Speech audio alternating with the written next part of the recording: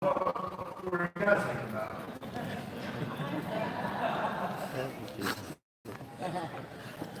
See if that's okay.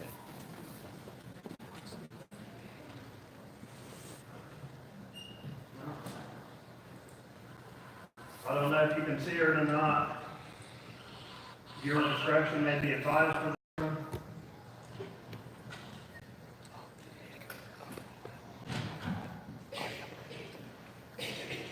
What season is it, guys? Football. And yes, it is deer gun season. So I thought it would be appropriate to have a deer hunting story for you guys this morning. For the kids that know me more from camp, I enjoy telling stories. So this morning I thought I would do one of those. This morning I'm telling you a story about a gentleman that I know. His name is Tom. What makes it interesting is Tom is deaf. And I don't mean a little bit, I mean I can fire off a gun beside his head and he has no idea unless he sees smoke. So he is totally deaf, but he really enjoys coming out and going hunting with us. And this happened back a long time ago, so I was pretty early on. Hadn't done a whole lot of hunting myself.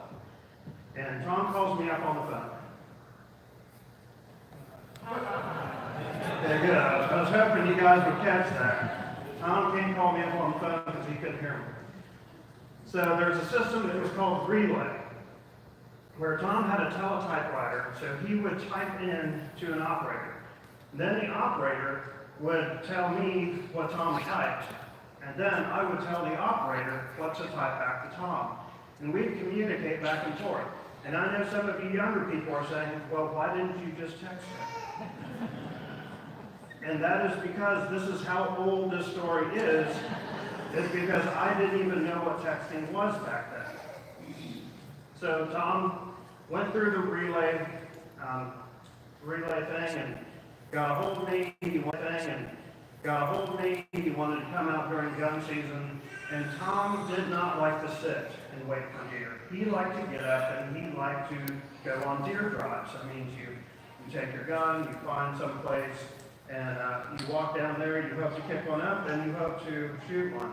So, sorry, these came out a little bit darker, but you can tell there's a cornfield there, and that dark path right through there is an old stream bed. And it's got about this much briars on both sides of it. So Tom was walking down one side, I was walking down the other, and you got to realize that when Tom would sit down with us at our house, we would take paper, I'd write something, I'd pass over to him, he'd write back, and we'd pass it back and forth. But now with us being out in the middle of the field, all we have is a few little hand gestures, and I just hope that I understand what it is that he would like me to do. So we get out there, he's going down the far side of that stream bed, and I'm coming down this side of it, and we pick up a couple deer, and he shoots. And he feels pretty confident that he's hit one, so we go and we start looking for it. And we start looking, and all we find is some deer tracks and this and that. So we start following those deer tracks because he feels pretty good that he shot one. We keep going, it crosses over a hill, goes through another stream bed, and we are just following tracks at this point. And then we finally get to a point where we come up to a standing cornfield that Dad hasn't picked yet. So at this point, you have to remember that we both have hunter orange on, but what's going to happen is I'm going to walk up through one row, and then Tom's going to go about 6 rows over, and he's going to start walking up another row. And with the standing corn, sometimes it makes it very difficult in order to see each other. So you're looking around as you're walking through, you're trying to watch for deer, you're trying to make sure you know that your partner's not too far ahead of you in case one jumps up and runs. So we just know that this is the direction that the deer went. We saw some tracks, so we're going to follow it to see if we eventually find any blood. So as we start going through this cornfield, we get about 100 yards up, and a buck jumps up a few rows over to my left. And it's really difficult because with the standing corn, I can see his head, I can see that it has a rack, but the corn is blocking where his body is. So I just have to pull up, I have to aim the best that I can to try to guess where his chest would be, and I go ahead and I take the shot. At that point, I think that I've shot it, but now I have to get Tom's attention because, of course, he's a few rows over in the other direction and he has no idea what's going on. So I have to wave Tom down, and I get his attention, and he comes over, and we find blood. So at that point, I know that I've hit an animal. So we go ahead and we continue walking through the rest of this cornfield, and we probably have another 150 yards to go to get to the end of the field. Now the good thing is that at this point we did find some blood, so you can see a little bit of blood on my cornstalk there, so I know that I'm pursuing an animal that I've hit. But then when we get to the end of the cornfield, Dad has already combined out the outside rows of it. So once there's a few rows of corn that have already been picked, and there's another problem. It looks like 100 deer have ran through there, and there are just tracks everywhere.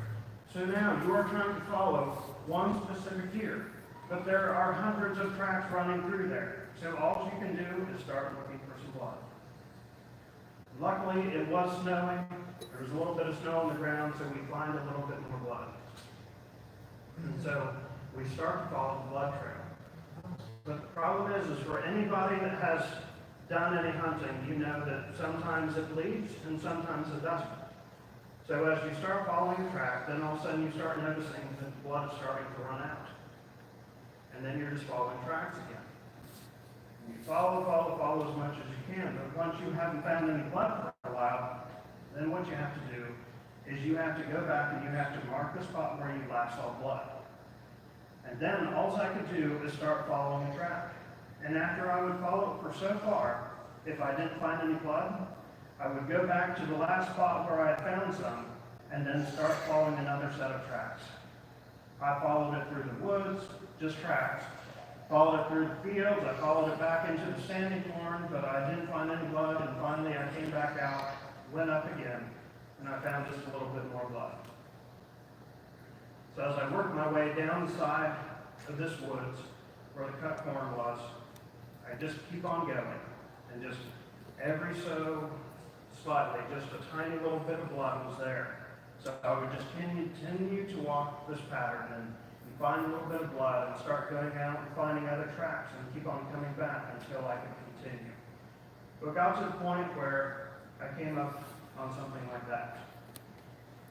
And that means that I'm running out of blood, and all of a sudden, all these deer were traveling in one direction. But now all of a sudden, they're going off in all kinds of directions. So the problem is, what set of tracks do I follow? At that point, I knew I was in trouble. So I called up my father-in-law and my brother and a couple other guys, and they came over and started helping me. Now all of a sudden, another person would go and stand at the last place that we found blood, while the rest of us followed different tracks that went out until we found some blood, and then everybody, we would move up, person would mark that spot again, and we would continue. We probably tracked that deer for at least a half a mile. Because this is what I saw. After those tracks start going everywhere, if you look up, this is what you see. A big open field with woods out on the outside edge of it. And we just kept on following this pattern, and we kept on looking, and you don't think you're going to find anything. And finally, we come up to more tracks, find a little bit more blood, you repeat the process, you walk out until you find more. And then eventually we found that. So what that is it's where a deer is laid down in the snow, his body heat has melted the snow, and in that area there was a good amount of blood. And at last you think, finally, he's got to be as much blood as he's lost, he's laid down, there's got to be a deer up here pretty soon. But we kept on looking. And I was so excited because I can't remember, I don't know that was going to be my first buck, but it would have just been the first one or two. But after every brush pile, after everything, I kept on thinking, he had to be right here. He was going to be just right over that next fallen down tree. He has to be here. but I never did find that deer. It drove me crazy. I would even went back a few days later thinking, well, I'll watch the buzzards. The buzzards will tell me where this deer is, and then I'll at least go see where I hit it. But no. So, now I will get on with my sermon today. So what we have is, we're going to start out in Matthew. I've got these 4 verses that we're going to look at real quick.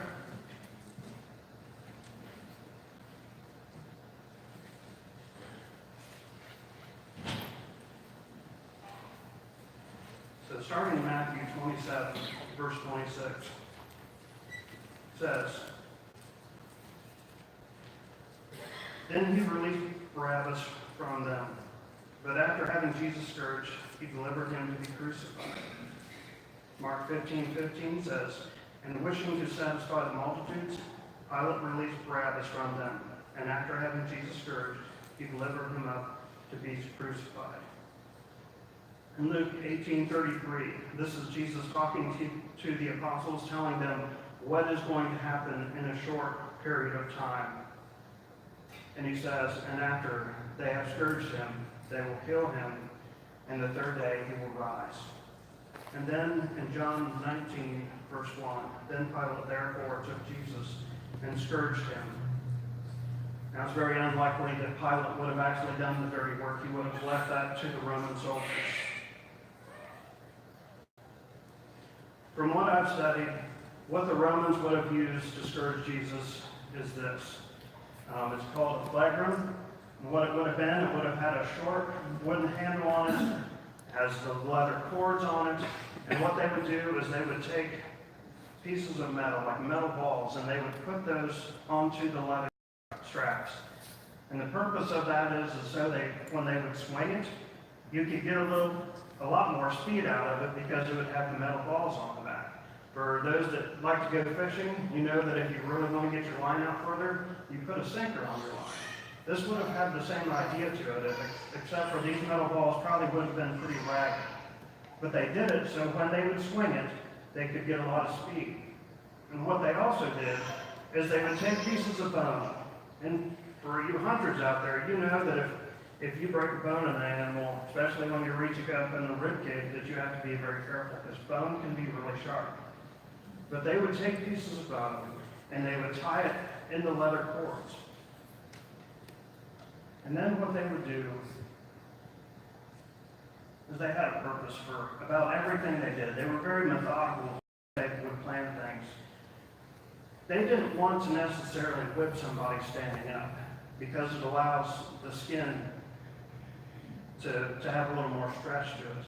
What they wanted to do is get the person bent over and chain them or tie them down. So that way, the skin in the back was stretched. The purpose of the scourging was to bring as much pain to the person as they possibly could. The idea of the bone was so that they would rip the flesh open.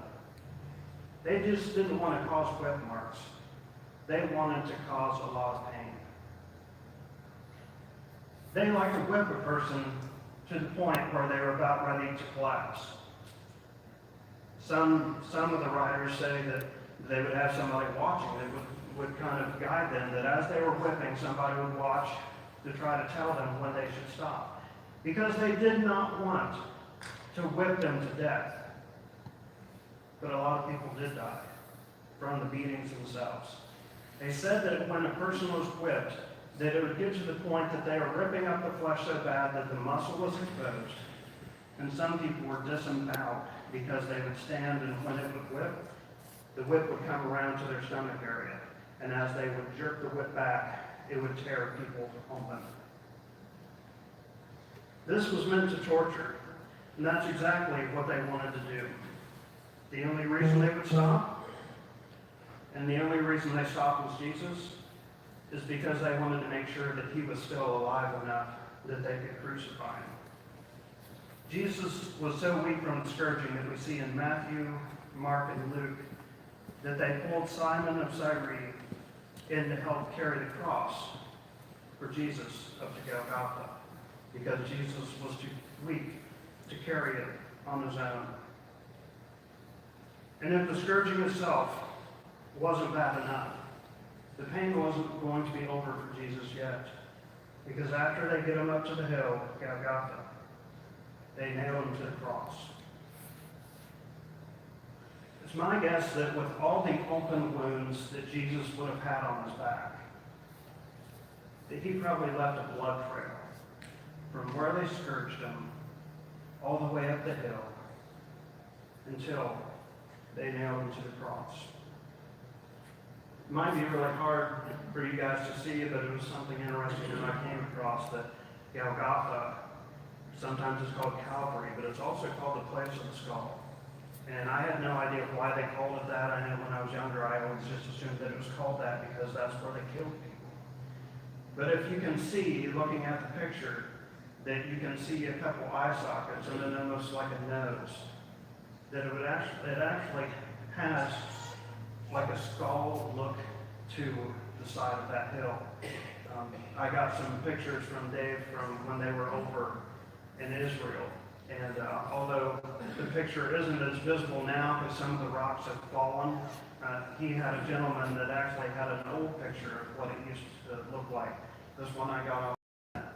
But it was called the place of the skull, and that very well could have been one of the reasons why it was called that. We think about Jesus leaving that blood trail all the way up the path of the hill, and then they crucified him. And then we have the two thieves, the thieves that were crucified on the right and the left of Jesus. And if you think about it, they must not have been scourged nearly as bad as Jesus. Because what we see, that if you'll go ahead and turn with me to John 19, we're going to be looking at the end of verse 30 and then into verse 31. John 19, the end of 30.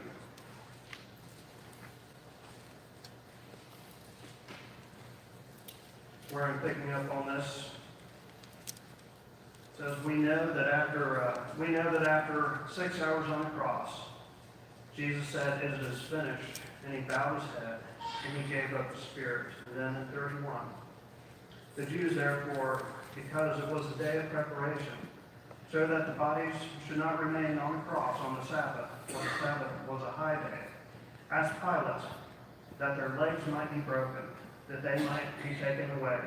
And the soldiers therefore came and broke the legs of the first man, and then the other man who was crucified with him. But coming to Jesus, they saw that he was already dead. They did not break his legs, but one of the soldiers pierced his side with a spear, and immediately there came out blood and water.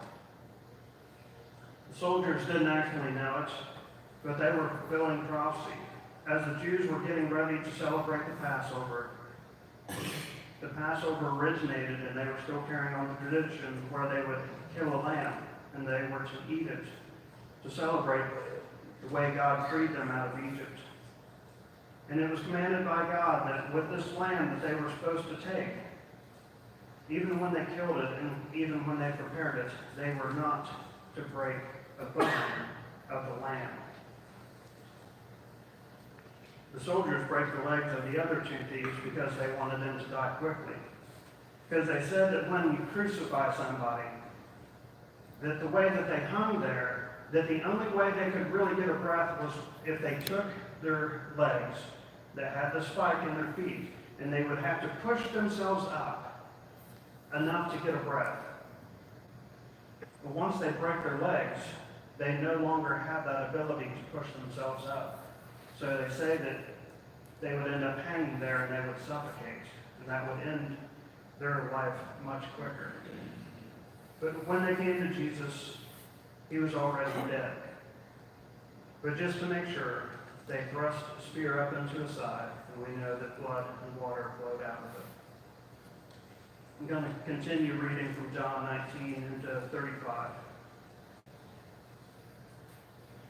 It's believed to be John the Apostle, and the writer of the Gospel of John refers to himself and says, "And he who has seen has borne witness, and his witness is true.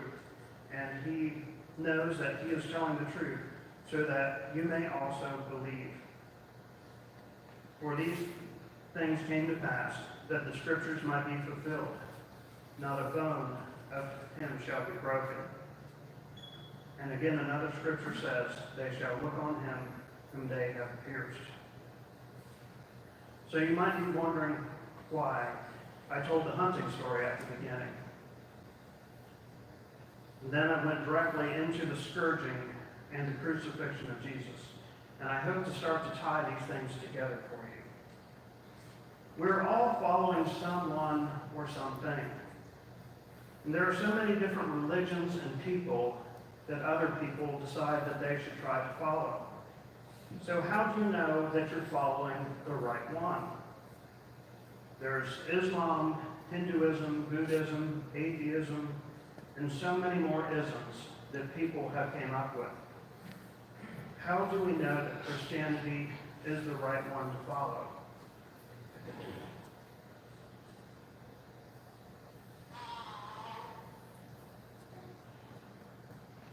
In my deer story, I came to a place where the tracks went off in all different directions, and I didn't know which one that I should be following.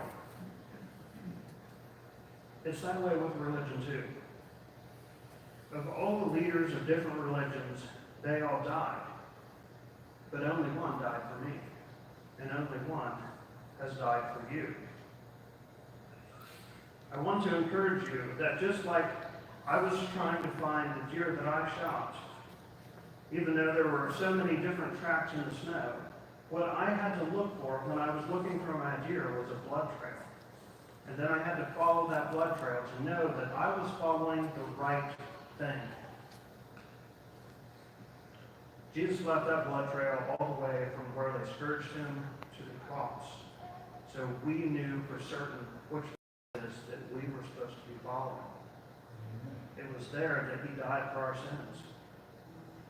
Even Paul felt the need to tell the church in Corinth that Jesus is the one that died for you. It wasn't me. Make sure that you're following the right person. In 1 Corinthians 1:13, has Jesus been divided? Paul has not been crucified for you, was he? Or were you baptized in the name of Paul? In other words, Paul was saying, I didn't die for you. So don't follow me, but follow the one who died for you. If you can remember the story, Jesus and my deer did have something very, very important in common. I was sure that I would find my deer laying there just beyond the blood trail, but I couldn't find them. Go ahead and turn with me to John 20, 1 through 8. Because the women that came to the tomb to anoint the body of Jesus, they couldn't find him either. It says, now on the first day of the week, Mary Magdalene came early to the tomb, took away the Lord out of the tomb, and we do not know where they have laid him. Peter therefore went forth, and the other disciple, and they were going to the tomb, and the two were running together, and the other disciple ran ahead faster than Peter, and came to the tomb first, and stood and looked in, and he saw the linen there, but he did not go in. Simon Peter therefore also came, following him, and he entered the tomb. And he beheld the linen wrappings lying there, and the face cloth, which had been laying on his head, not lying with the linen wrappings, but rolled up in a place by itself. So the other disciple who had first come to the tomb entered then also, and he saw and believed. I'm sure that my deer died, but I wasn't able to find him. My Savior also died, but the greatest thing is he came back to life. And although I wasn't able to find my deer, my Lord has made it very easy for us to find him. He isn't in hiding. After that, he came out in public, and more than 500 saw him. He made sure everybody knew that he was still alive.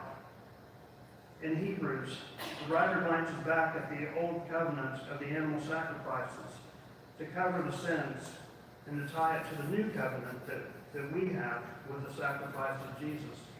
In Hebrews 9:22 says, "And according to the law, one may almost say, all things are cleansed with blood, and without shedding of blood, there is no forgiveness." I know my story is very bloody, it's very graphic for some of you.